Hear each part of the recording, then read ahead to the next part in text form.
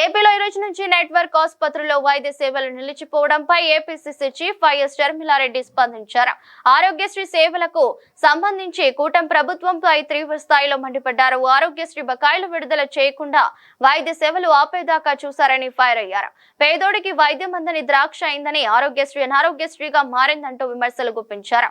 పేరుకు rising state కానీ వైద్య సేవలకు దిక్కులేదంటూ వ్యాఖ్యలు చేశారు.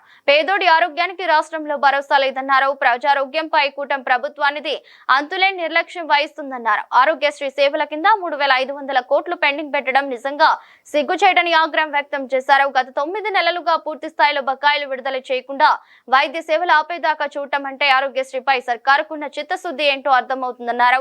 పథకాన్ని నిర్వీర్యం చేసే కుట్రలో భాగమే ఇదంతా అంటూ ఆరోపించారు. కూటమి ప్రభుత్వం అధికారంలోకి వచ్చిన నాటి నుంచి ఆరోగ్యశ్రీ అనారోగ్యశ్రీగా మారిందన్నారు.